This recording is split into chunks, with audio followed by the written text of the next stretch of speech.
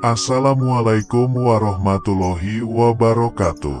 Segala puji bagi Allah, Tuhan seru sekalian alam. Sholawat dan salam atas junjungan kita baginda Nabi Muhammad Sallallahu Alaihi Wasallam. Kali ini akan dibacakan beberapa kisah dan karomah Abah Guru Sekumpul.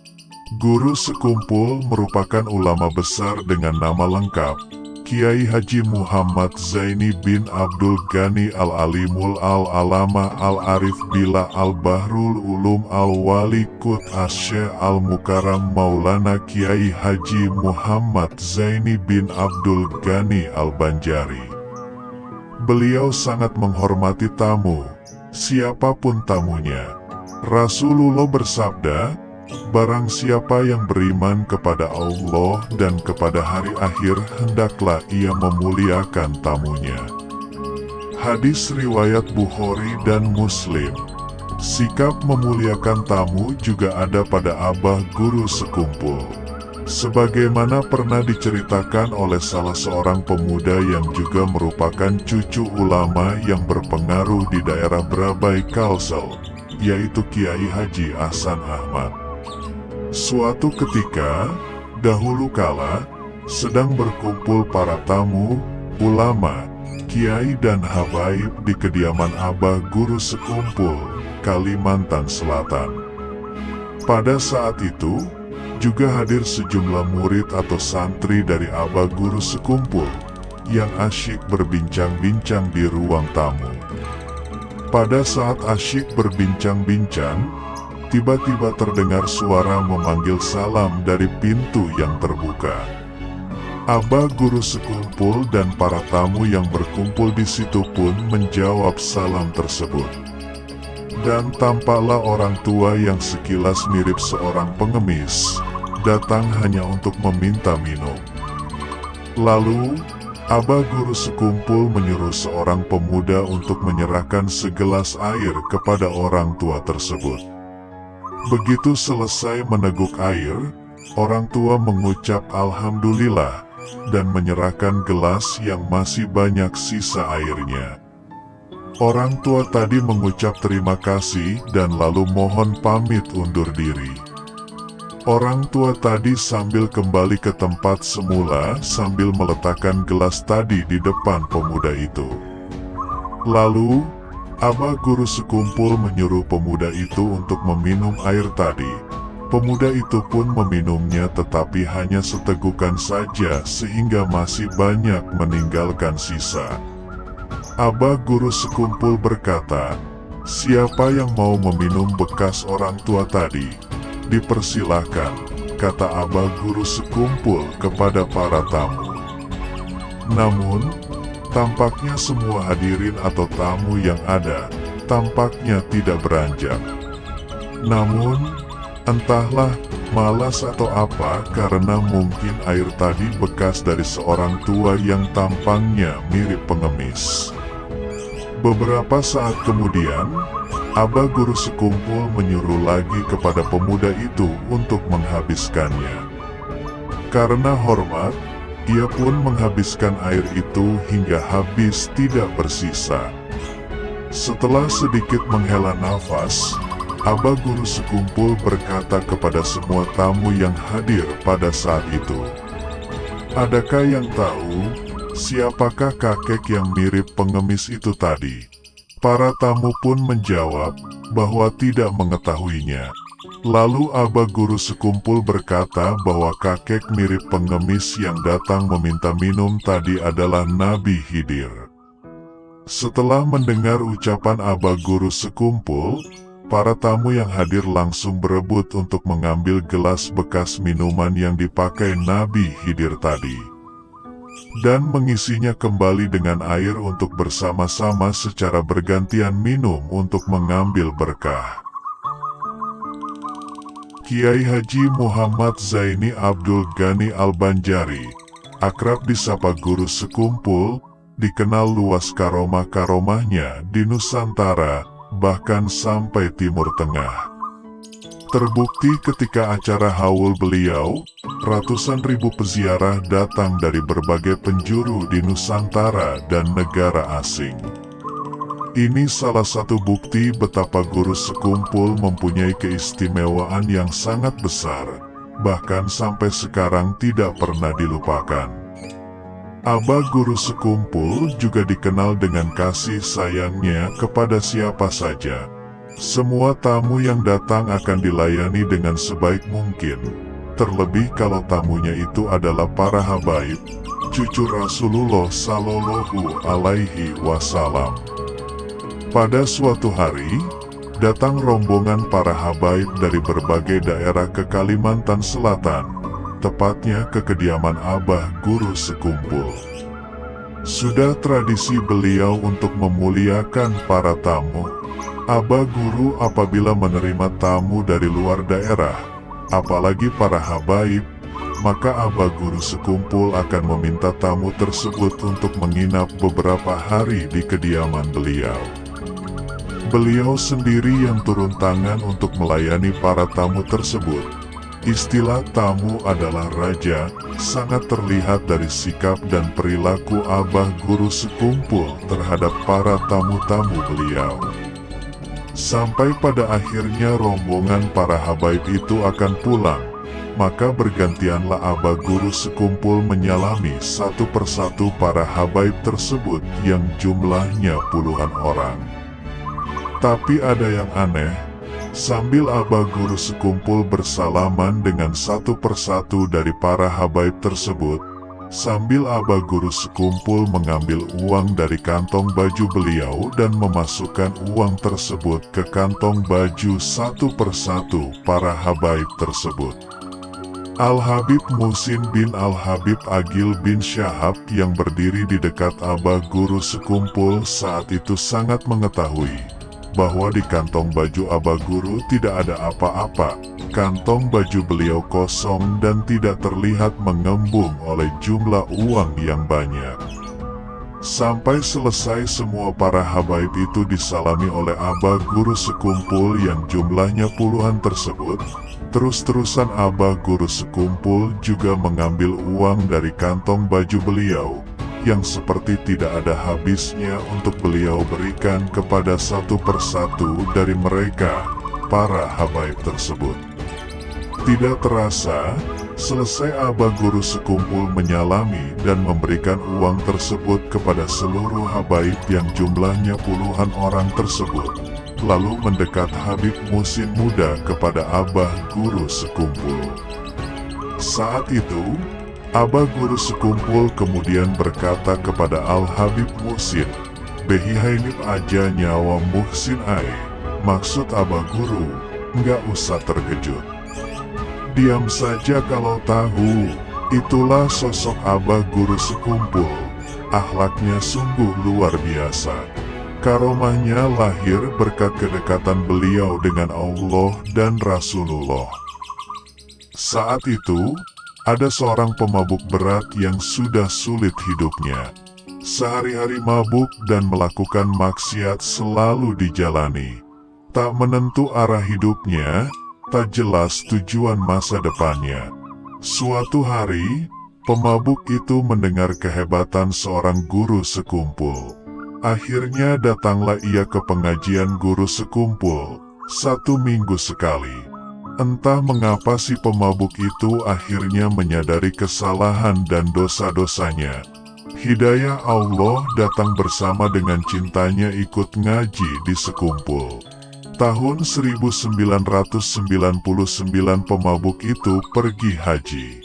Saat di Mekah pemabuk itu bertemu dengan Guru Sekumpul.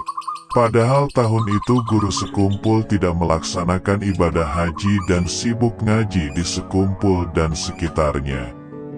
Tentu saja si pemabuk itu kaget dan mengusap-usap matanya, seolah tak percaya. Apakah benar itu Guru Sekumpul? Setelah pulang haji, mantan pemabuk ini sowan kepada Guru Sekumpul. Sowannya kali ini ingin minta doa dan amalan untuk kebaikan hidupnya. Belum sampai mengatakan sesuatu, Guru sekumpul sudah berkata, "Kamu, saya angkat menjadi anak dunia akhirat."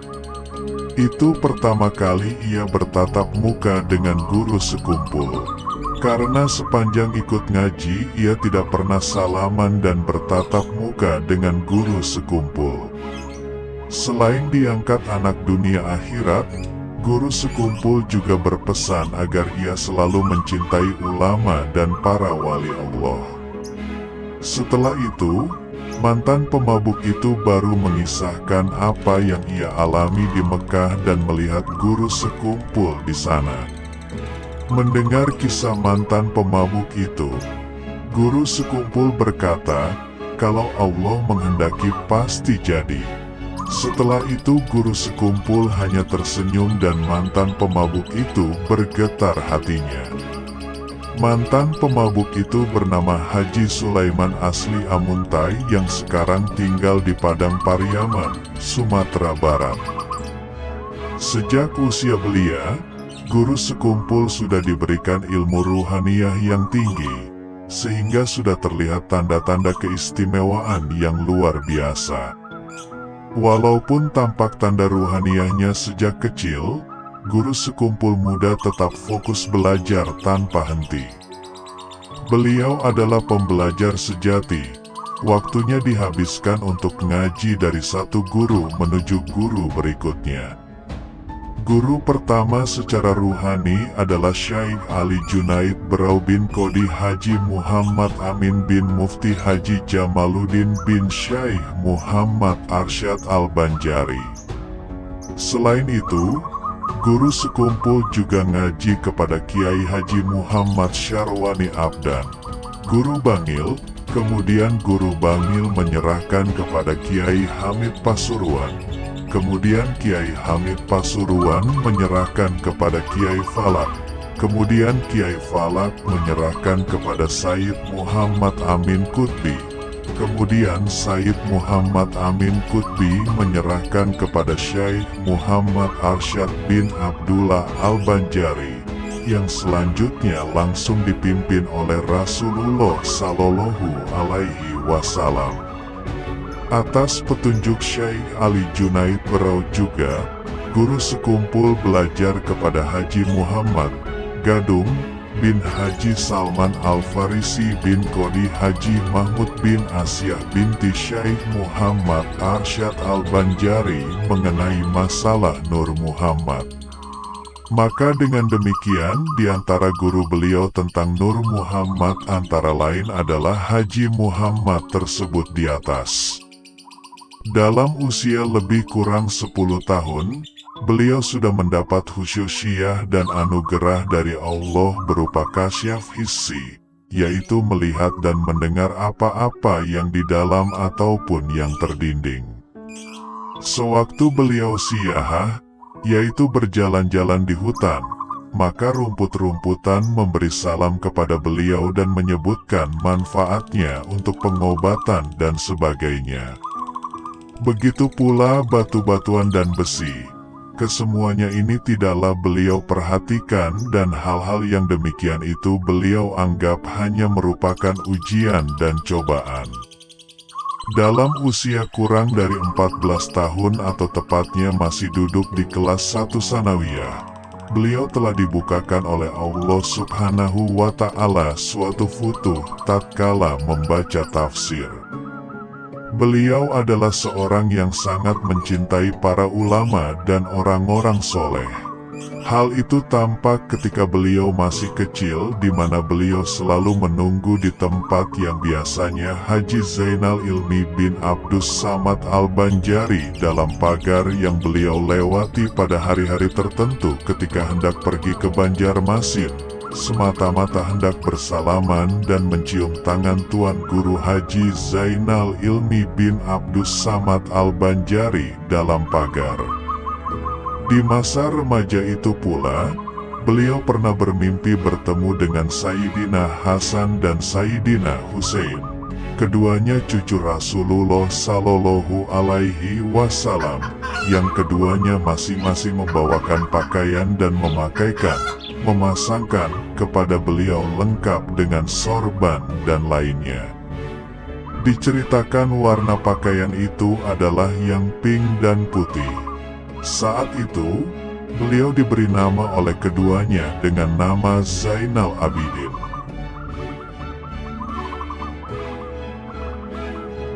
Beliau pernah berkunjung ke rumah Kiai Hamid Pasuruan, Habib Hamid bin Abdullah Basyaiban, di Pasuruan, Jawa Timur. Saat itu, Kiai Hamid menyambut gembira kedatangan beliau. Gubernur Kalimantan, demikian kata Kiai Hamid Pasuruan. Yang dimaksud Kiai Hamid adalah wali kutub dari Kalimantan. Beliau adalah seorang ulama yang menghimpun antara syariat, thorikat, dan hakikat, dan juga seorang yang hafiz Quran dan tafsirnya, yaitu tafsir Al-Quran Jalalain. Al-Fakir, guru sekumpul, guru bangil, Kiai Haji Muhammad Syarwani bin Haji Abdan, dan guru Padang, paman beliau, yakni Kiai Haji Muhammad Seman bin Haji Mulya, adalah tiga bersaudara dunia dan akhirat, kata guru sekumpul suatu saat. Guru Bangil pernah berkata kepada guru Seman, "Kamu sama Zaini di sekumpul, lah saya ini sendirian di Bangil." Guru Bangil mengucapkannya sambil menangis. Diceritakan juga, suatu hari guru Bangil berkata kepada guru Seman, di mana saat itu guru Bangil sambil meletakkan dahi ke paha guru Seman. "Aku sebentar lagi mau pulang. Aku minta doa kepada kamu," kata guru Bangil. "Inggih pun guru, ulun, aku doakan," jawab guru Seman. Kemudian guru Seman berkata kepada guru Zaini sekumpul, "Setelah guru Bangil pulang, nanti giliran aku yang pulang. Doakan akulah," kata guru Seman kepada abah guru Zaini sekumpul. "Inggih pun, saya doakan guru," jawab guru sekumpul.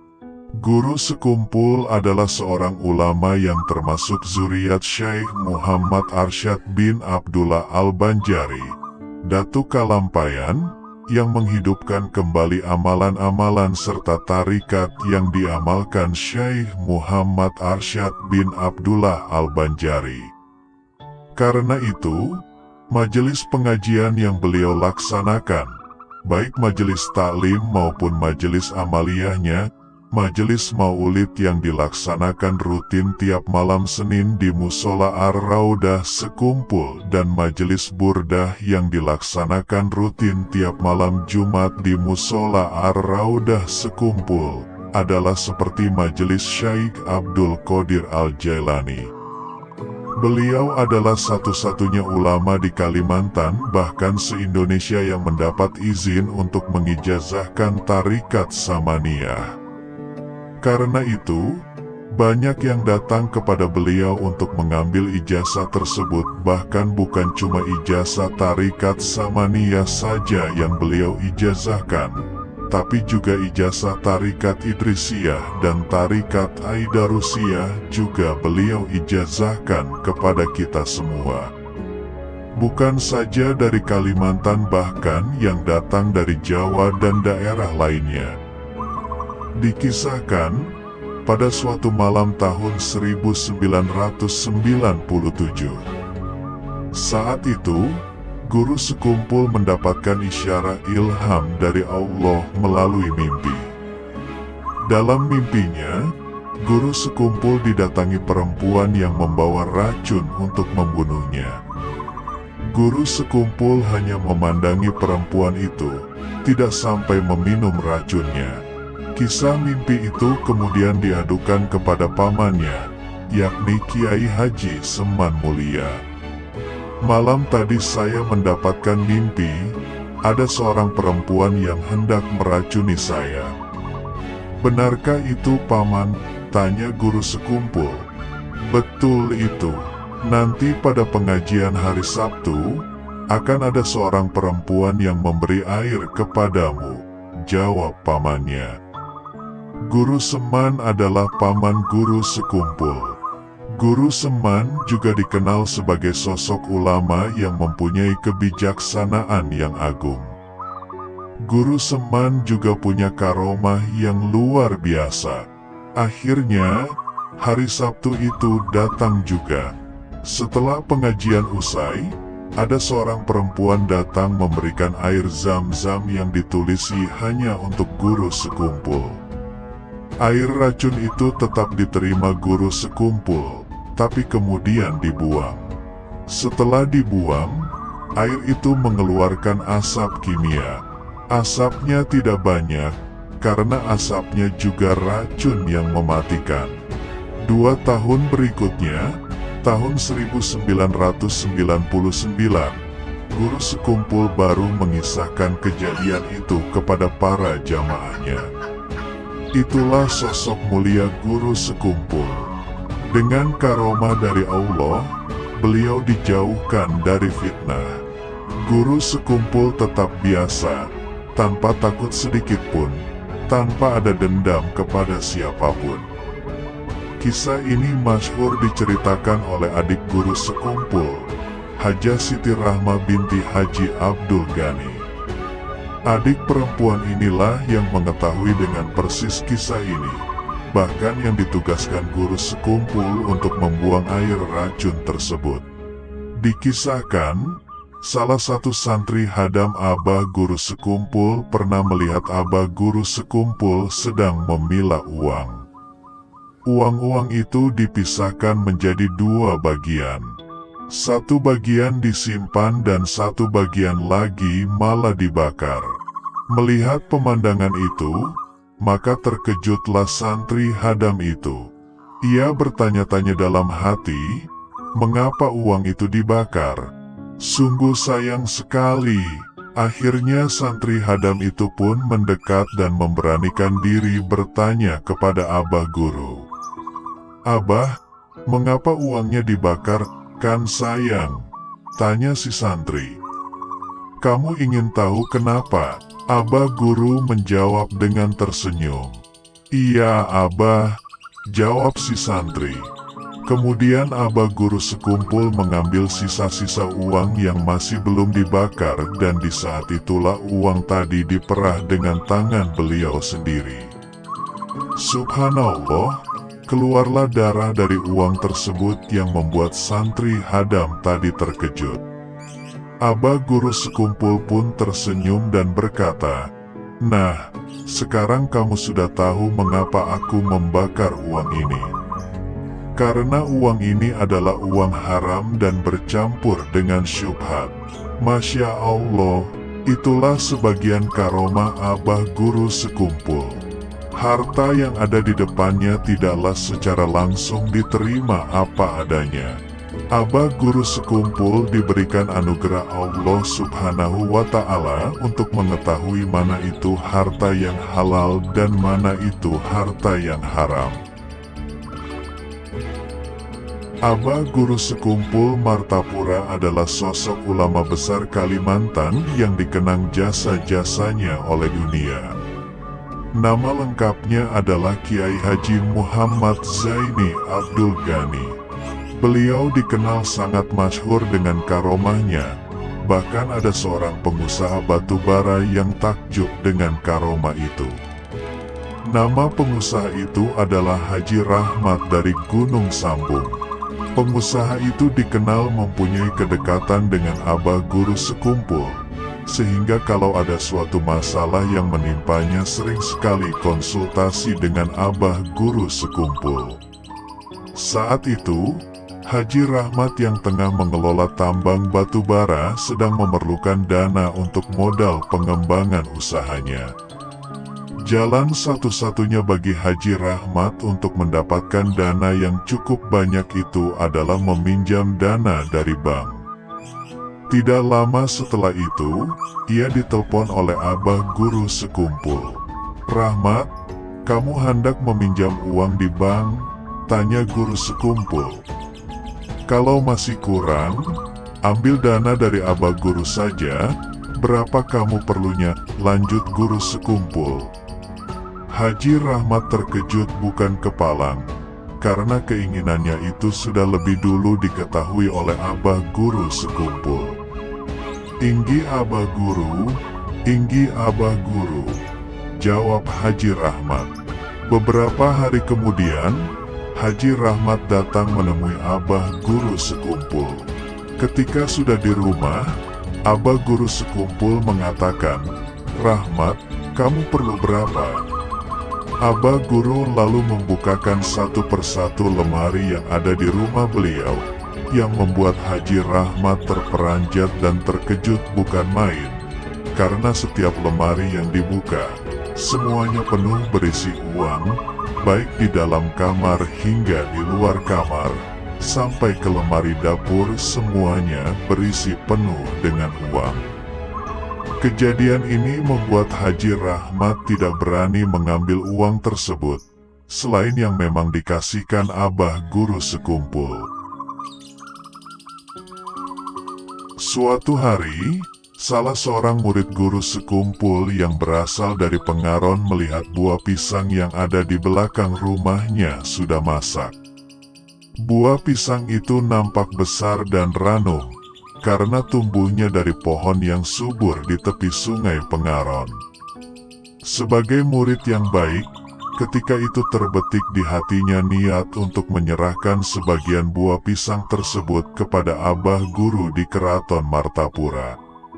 Pada suatu saat yang sudah ditentukan, berangkatlah ia ke Martapura sambil membawa sebongkah buah pisang untuk sang Abah Guru tercinta, tepatnya di kampung Keraton Martapura, tempat tinggal guru sekumpul saat itu. Sesampai di rumah Abah Guru dan berbicara seperlunya, maka sang murid pun menyerahkan pisang tersebut kepada Abah Guru. Namun, Abah Guru dengan santun dan halus menolak pemberian tersebut. "Tolong pisang ini dibawa bulik pulang aja, karena nanti ditanam, dikubur, di tanah, jangan dimakan, karena pisang ini bukan punya kamu.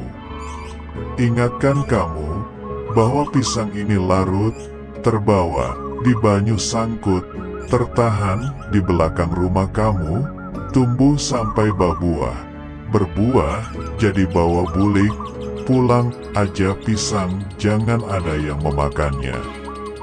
Mendengar jawaban Abah Guru ini, sang murid kemudian terperangah dan bergetar hatinya. Sang murid sudah lupa dengan peristiwa detil itu, karena sudah lama sekali. Sang murid juga tidak sampai begitu teliti menelusuri asal-usul buah pisang itu. Hatinya bergetar dipenuhi ribuan pertanyaan yang menggelayut dalam benaknya. Sepulangnya sang murid ke Pengaron, berdasarkan yang disampaikan Abah Guru, ia melakukan dengan penuh ketaziman. Ia mendapatkan pelajaran yang berharga agar berhati-hati pada harta benda yang diperoleh dari mana datang dan sumbernya. Begitulah para waliullah menjaga perutnya dari makanan dan minuman yang syubhat, apalagi makanan dan minuman yang haram. Allah senantiasa menjaga para walinya dari perbuatan yang diharamkannya dan menjadikan seseorang yang berjiwa bersih dan suci dari sesuatu yang tak menyucikan. Jutaan jamaah guru sekumpul mempunyai latar belakang yang beragam, mulai dari kalangan santri, pejabat, petani, bahkan sampai para preman dan para wanita klub malam. Suatu hari, pada tahun 1990, Abah Guru sekumpul menerima tamu kurang lebih 11 orang wanita nakal yang bekerja di tempat hiburan malam. Ke-11 wanita ini bermaksud minta nasihat dan petuah dari Abah Guru. Dengan agak gemetar mereka satu persatu menceritakan kenapa mereka sampai tercebur ke dunia hitam. Sebagian mengisahkan diri mereka terpaksa bekerja karena membiayai anak-anaknya yang masih kecil. Ada yang terpaksa bekerja karena mengongkosi orang tua yang sudah tua renta. Ada yang untuk menghidupi keluarga, sekolah, dan lain-lain sebagainya. Setelah satu persatu bercerita, Abah Guru sekumpul kemudian diam sejenak dan berkata, "Kalian tahu, sebenarnya pekerjaan kalian semua ini mulia." Spontan semua wanita ini terkejut mendengar ucapan Abah Guru dan tiba-tiba mereka menangis semua. Suasana jadi mengharukan dengan isak tangisan para wanita ini. Mereka tidak menyangka akan kata-kata yang keluar dari lisan Abah Guru yang sedemikian santun lembut sangat menyentuh ke dalam hati mereka.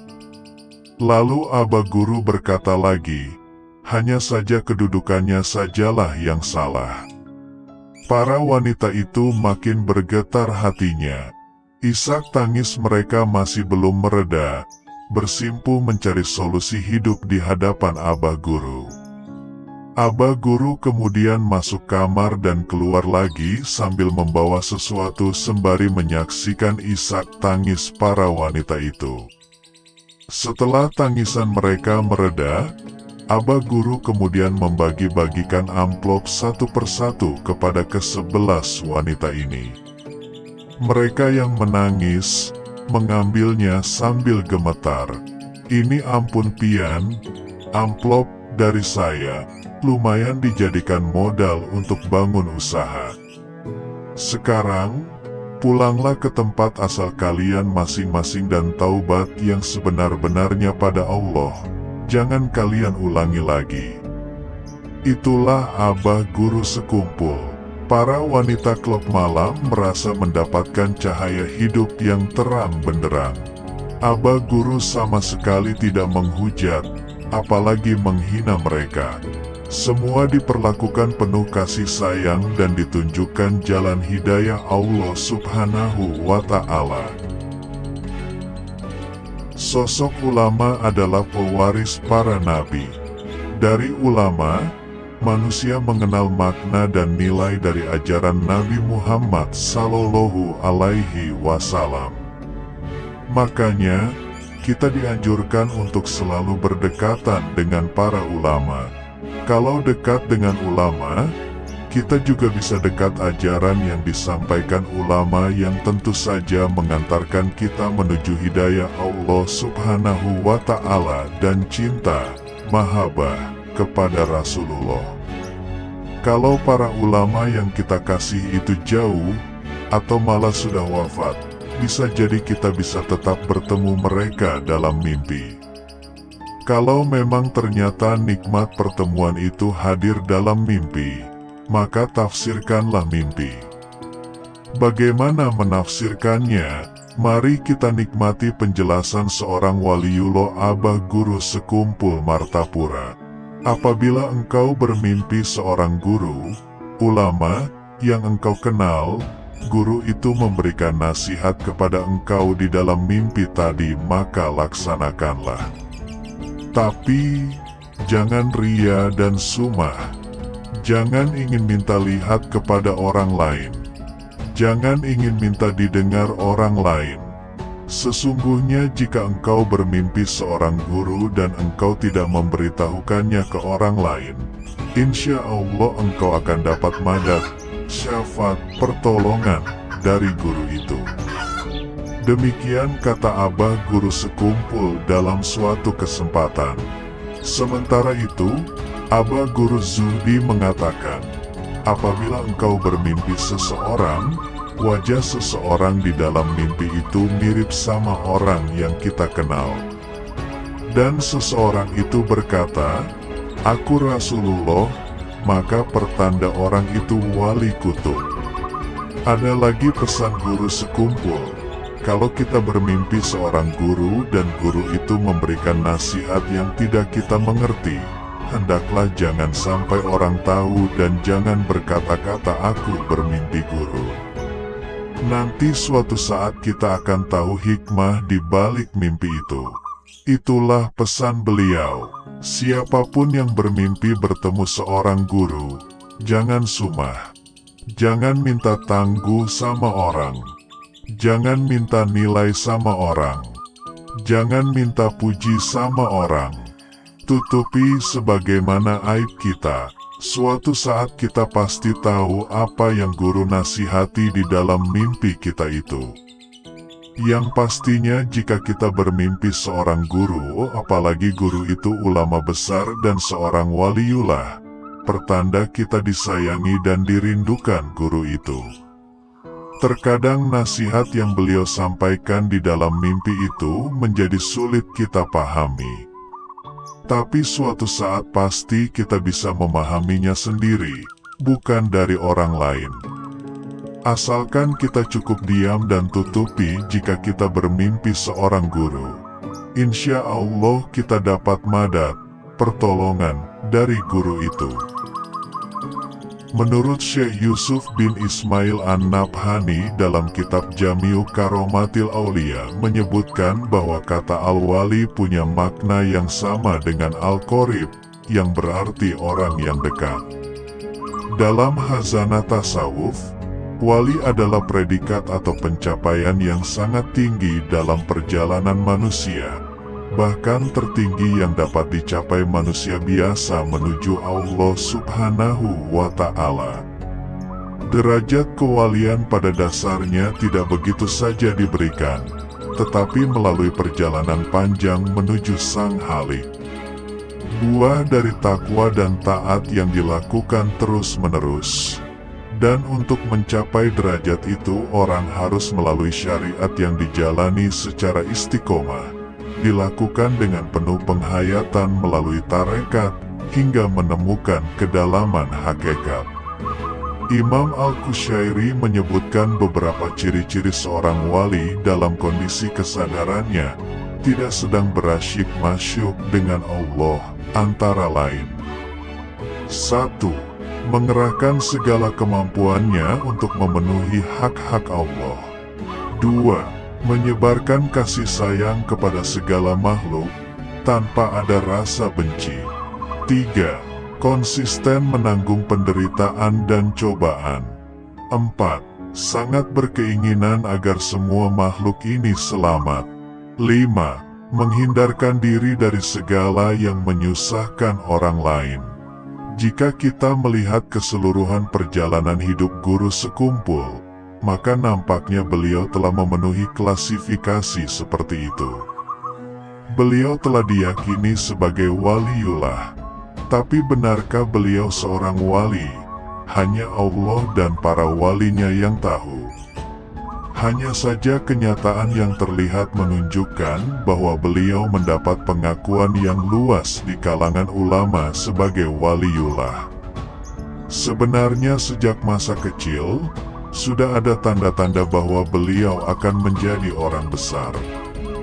Bahkan ketika beliau masih dalam kandungan banyak hal aneh yang terjadi. Di antaranya ketika itu ibu beliau melihat cahaya seperti bulan purnama turun menuju ke pangkuannya. Saat mengandung tidak ada sedikit pun rasa berat atau rasa sakit sampai beliau melahirkan. Ketika mengidam, jika ingin makan sesuatu, ibunda beliau selalu bermimpi di waktu malamnya makan buah itu, sehingga di pagi harinya sudah merasa puas. Guru sekumpul memang dikenal sejak kecil sebagai orang yang mahfuz, dijaga dari berbagai hal yang mengarah kepada kemaksiatan. Secara kasat mata, banyak kejadian yang menunjukkan hal itu. Beliau pun selama hidupnya tidak pernah ihtilam, yaitu mimpi basah, yang menunjukkan tibanya usia balik. Balik beliau hanya diketahui dengan usia.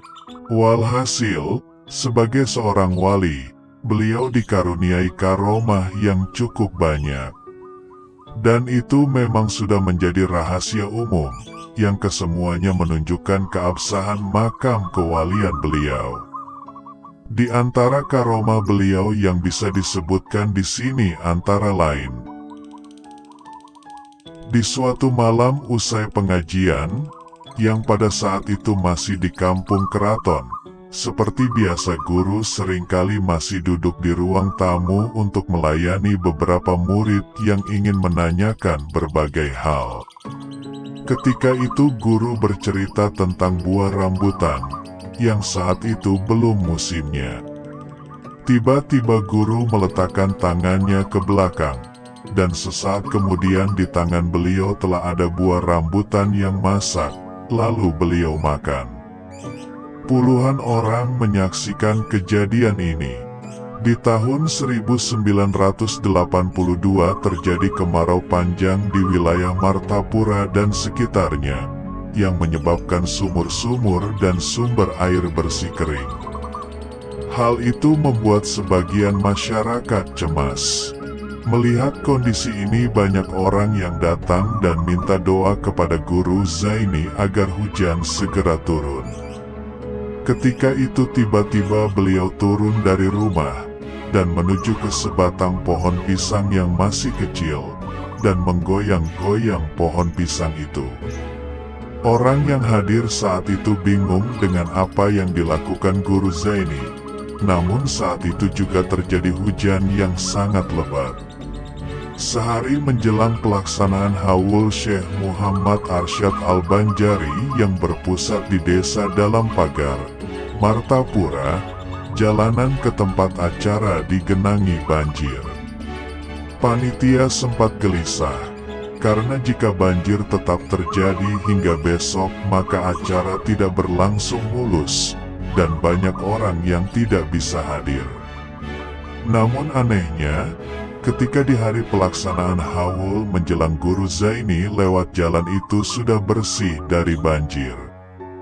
Dan sepulang guru dari acara, jalan itu kembali digenangi hingga beberapa hari. Suatu ketika di keraton, Guru Zaini terima tamu.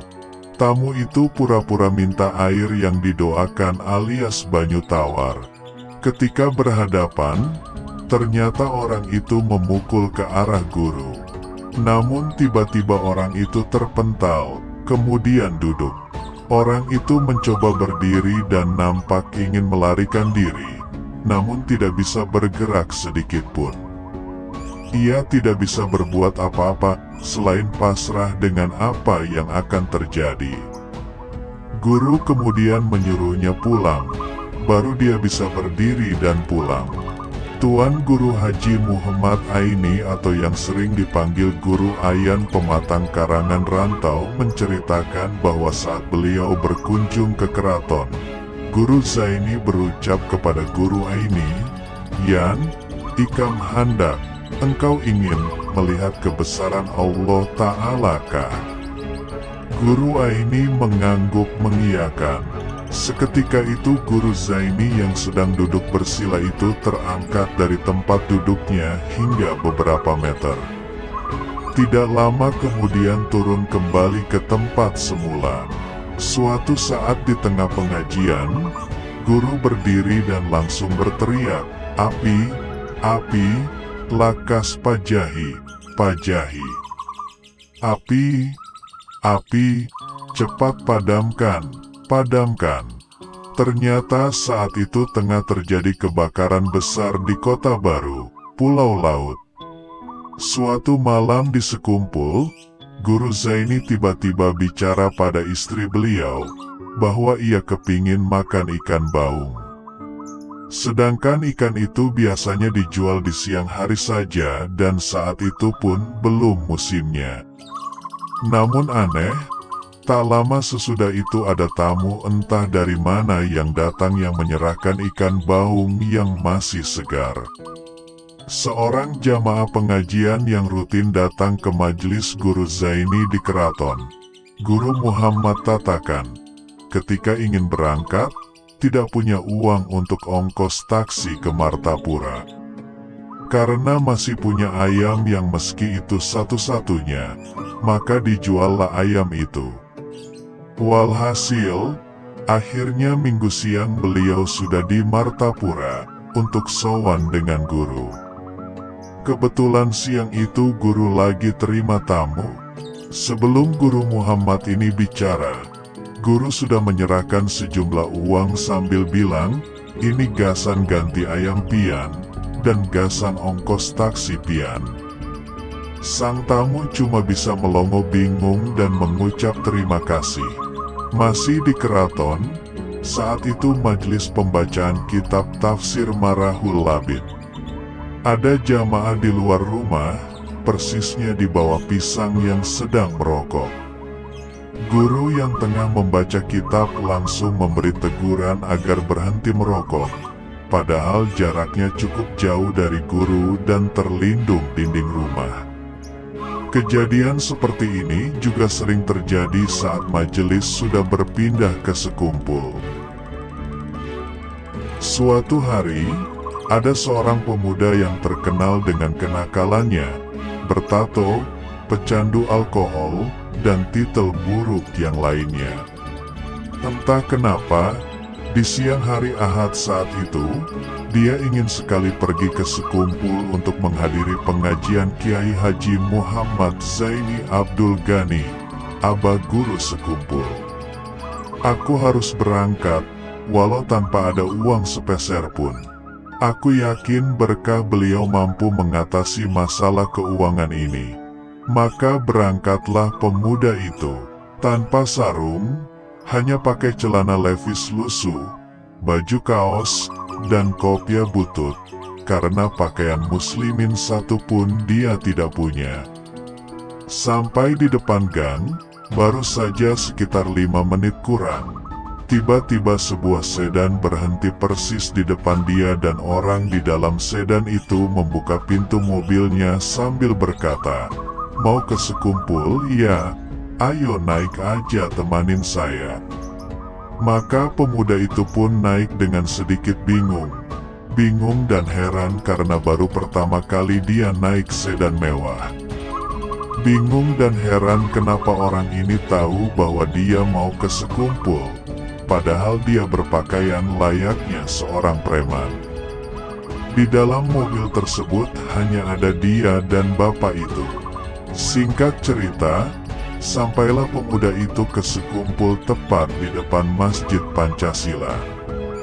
Baru saja pemuda turun dan ingin mengucapkan kata terima kasih, secara tiba-tiba mobil tersebut menghilang. Belum selesai kebingungannya, tiba-tiba ada suara yang menegur, "Nak, mau ke pengajian guru sekumpul, ya?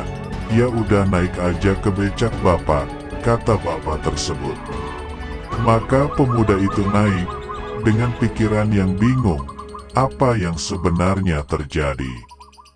Sesampai di muka gang hijrah, pemuda itu diturunkan oleh bapak tersebut. Kejadian yang seperti tadi terulang kembali. Bapak tukang becak itu pun menghilang, entah kemana perginya. "Mungkin ini semua berkah Aba Guru untuk aku," kata pemuda itu berucap dalam hatinya. Maka pemuda itu pun masuk ke dalam acara. Ada kedamaian dalam hatinya, ada kesejukan, kedamaian batin yang selama ini tidak pernah ia dapatkan. Maka ia pun duduk di antara para jamaah yang lain, tertunduk. Setiap kata yang Aba Guru sekumpul sampaikan dia resapi dan dengan sendirinya air mata pemuda itu jatuh membasahi pipinya. "Semua harus kuakhiri dunia hitam ini," ucap pemuda itu di dalam hati. Secara tiba-tiba ada seorang bapak-bapak menepuk pundaknya dan memberi sebuah amplop putih. Lantas bapak itu berkata, "Ini dari Aba Guru, terimalah." Pemuda itu menangis terharu sambil memeluk bapak-bapak tersebut. "Terima kasih banyak, Pak." "Berterima kasihlah sama Aba Guru," sahut bapak-bapak itu. Tertulis di amplop itu nama pemuda tersebut dengan jelas dan benar beserta BIN-nya, nama bapaknya. Padahal si pemuda tersebut baru pertama kali ke tempat Aba Guru. Terus kenapa Aba Guru jadi tahu? Itulah wali Allah. Pemuda itu pun membuka isi amplop tersebut dan ternyata isinya uang sebesar 2 juta. Di dalam amplop itu ada secarik kertas yang berbunyi, Jadikan uang ini untuk modal berdagang. Jangan salah gunakan, karena Allah Maha Tahu. Akhir cerita, pemuda itu pun sekarang menjadi seorang pedagang yang sukses dan banyak membuka cabang toko di mana-mana. Salah satu toko beliau berada di Pasar Sudi Mampir.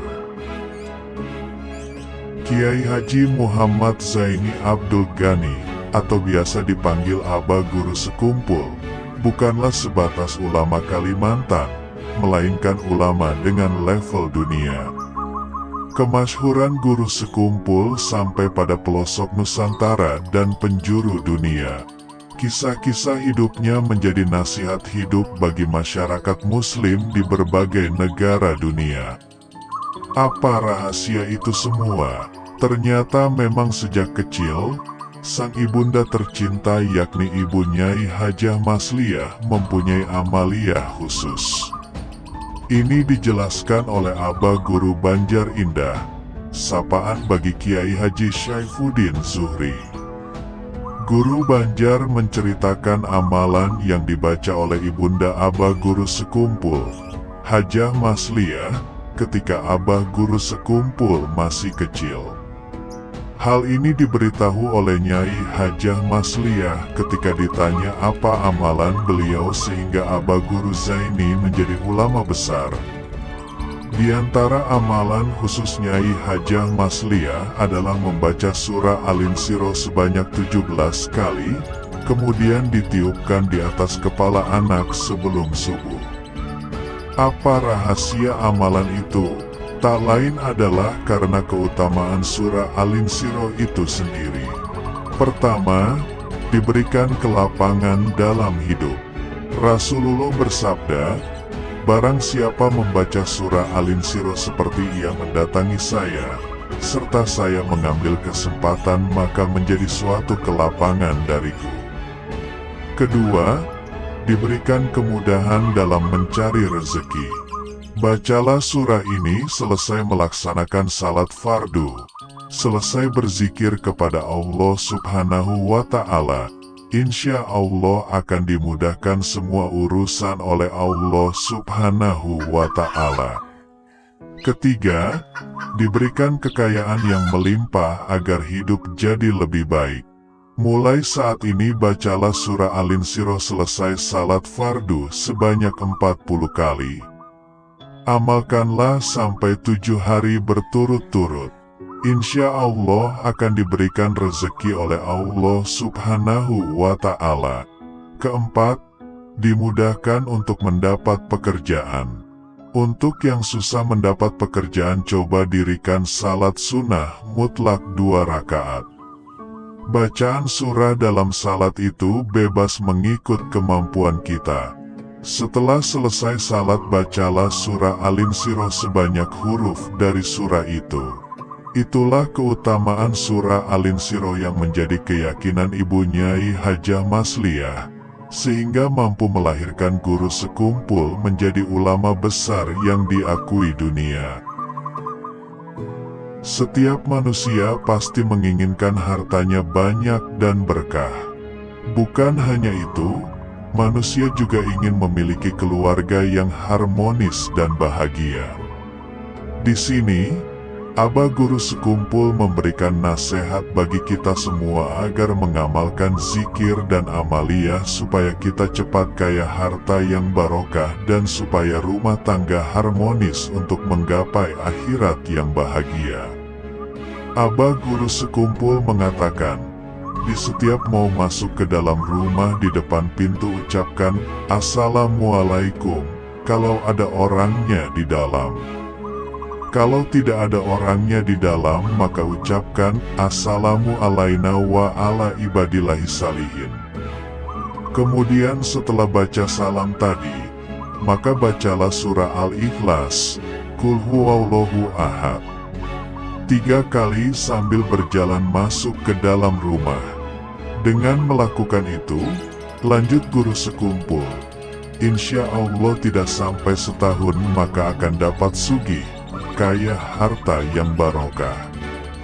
Tidak hanya yang membacanya yang kaya harta, tetangganya pun ikut kaya harta berkat bacaan tadi. Adapun amalan supaya rumah tangga harmonis, di setiap mau masuk rumah bacalah ayat kursi cukup 1 kali saja. Insya Allah rumah tangga jadi harmonis, damai, rukun dan aman dalam rumah tangga, tegas Abah Guru Sekumpul. Ternyata pesan Abah Guru Sekumpul ini bukan sembarang nasihat, karena hal itu telah disabdakan oleh junjungan kita, Nabi besar Muhammad Sallallahu Alaihi Wasallam. Sahal bin Sa'ad radhiyallahu anhu berkata, seorang laki-laki datang kepada Nabi Muhammad Sallallahu Alaihi Wasallam, dan ia mengadukan kefakiran yang menimpanya. Lalu beliau bersabda, apabila kamu masuk ke rumahmu, ucapkanlah salam jika ada seseorang di dalamnya. Dan jika tidak ada orang di dalamnya, ucapkan salam untuk dirimu, dan bacalah Qul Huwallahu Ahad. Lalu laki-laki tersebut melakukannya, maka Allah melimpah ruahkan rezeki orang tersebut, sehingga mengalir kepada tetangga-tetangganya. Kisah ini barangkali sudah banyak diketahui oleh masyarakat umum, khususnya Kalimantan Selatan. Kisah ini dituturkan oleh Kiai Haji Ahmad Bakri, Guru Bakri, pengasuh Pondok Pesantren Al-Musyidul Amin, Gambut, Kabupaten Banjar, Kalsel. Kata beliau mengawali kisahnya, kisah ini merupakan kisah nyata pengalaman pribadi saya, dan jika saya berdusta, maka bisa disebut saya sebagai seorang munafik. Suatu saat menjelang keberangkatan saya ke Tanah Suci Mekah, saya datang menemui Abah Guru Sekumpul. Kesempatan itu saya pergunakan untuk bertanya kepada beliau, Abah Guru, siapa wali kutub saat ini yang berada di Mekah? Abah Guru Sekumpul menjawab sambil tersenyum, Bakri, ngaran Sidin, nama beliau, Habib Abu Bakar bin Abdullah Al-Habsyi. Saya bertanya lagi, di mana kira-kira ulun bisa ketemu lawan Sidin, di mana gerangan saya bisa ketemu dengan beliau? Abah Guru Sekumpul menjawab, kaina ikam batamuan haja lawan Sidin, nanti kamu bakal ketemu dengan beliau. Dan tibalah pada saatnya saya pun berangkat haji. Namun hingga seminggu sebelum pulang ke tanah air, saya masih belum berjumpa dengan wali yang dimaksud. Akhirnya saya mencoba mencari informasi kepada mereka yang sudah lama bermukim di Mekah. Walhasil, bahwa saya mendapatkan keterangan bahwa beliau tinggal di Jabal Nur. Saya pun mendatangi tempat yang sudah diberitahukan tersebut. Sesampai di sana, persis tiba waktu salat Asyar dan saya ikut salat. Namun selesai salat, saya heran, karena wirid yang dibaca di sana sama persis dengan yang dibaca di Sekumpul. Usai sholat kemudian digelar majelis taklim dengan membaca kitab Syarah Ainiyah. Saya tambah terkejut, karena seingat saya saat itu di Sekumpul juga membaca kitab Syarah Ainiyah. Setelah majelis selesai, saya meminta izin untuk ketemu sama Habib Abu Bakar Al-Habsyi. Tidak lama kemudian beliau keluar. Beliau kelihatan sudah terlihat sepuh, tapi masih nampak gagah. Belum sempat saya ucapkan salam, beliau sudah berkata, marhaban ya alimul kabir Syekh Muhammad Zaini Gani Martapura. Sosoknya yang santun dan penuh kasih sayang membuat nama Guru Sekumpul makin melesat ke penjuru pelosok kampung. Kabar kewalian itu juga sampai pada sosok Habib Maksum dari Pasuruan. Suatu hari, Habib Maksum bertamu ke rumah Abah Guru Sekumpul. Di dalam perjalanan ia berkata, Jika guru Zaini itu betul-betul wali Allah, maka hutangku 21 juta rupiah bakal lunas. Sampai di kediaman abah guru sekumpul, Habib Maksum pun disambut dengan ramah lalu dipersilakan duduk. Ketika sedang bercakap-cakap beberapa saat, tiba-tiba datang seseorang menyerahkan cek kepada abah guru. Abah guru memberikan cek tersebut begitu saja kepada Habib Maksum. Padahal abah guru belum sempat melihat jumlah yang tertera di kertas itu. Untuk melunasi hutang, kata abah guru. Lalu Habib melihat jumlah yang tertera di cek itu. Subhanallah, Habib Maksum pun terkejut. Jumlahnya 21 juta, persis jumlah hutang yang dia miliki. Padahal Habib belum mengatakan apa-apa kepada abah guru tentang hutangnya itu. Diceritakan oleh Abah Haji, Kiai Haji Ahmad Zuhdienor, di majelis malam Sabtu, bahwasannya ada pencuri yang mau mencuri di suatu rumah yang ada foto abah guru sekumpul memakai tongkat. Pencuri masuk ke rumah tersebut dan kemudian lari kabur dari rumah tersebut. Ternyata ketika pencuri masuk ke rumah, dia berjalan dan mendekati foto abah guru sekumpul memakai tongkat. Seketika tongkat beliau keluar dan memukul kepala pencuri tersebut. Setelah kejadian tersebut, satu kampung semua membeli foto abah guru sekumpul memakai tongkat. Subhanallah.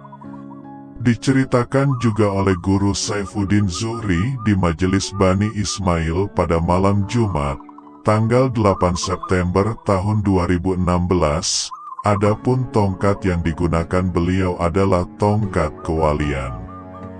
Tongkat itu milik Syekh Saman Al-Madani, kemudian diwariskan kepada Syekh Muhammad Arsyad Al-Banjari, hingga sampai kepada Syekh Muhammad Zaini bin Abdul Ghani, abah guru sekumpul.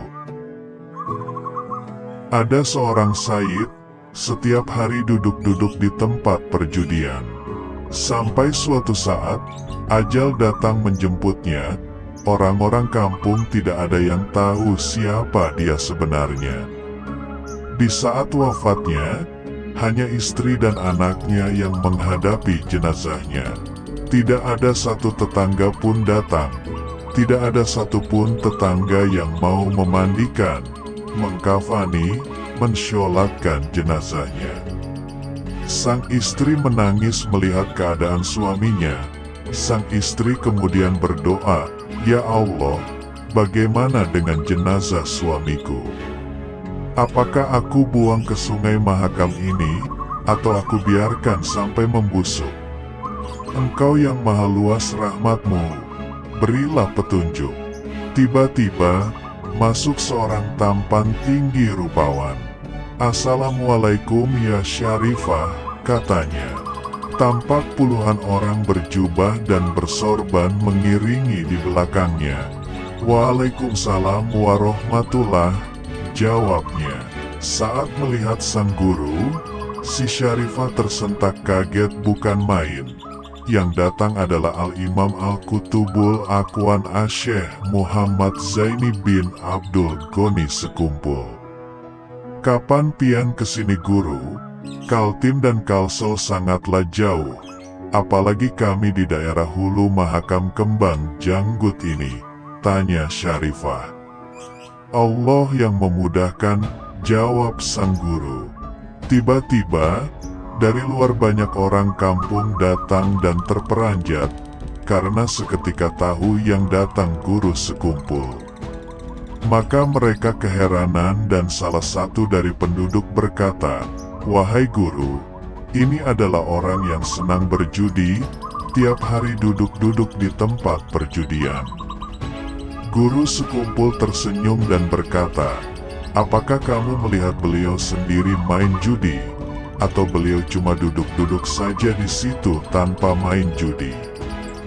Beliau ini yang tiap hari kalian lihat di tempat perjudian adalah seorang zuriat keturunan Rasulullah Shallallahu Alaihi Wasallam.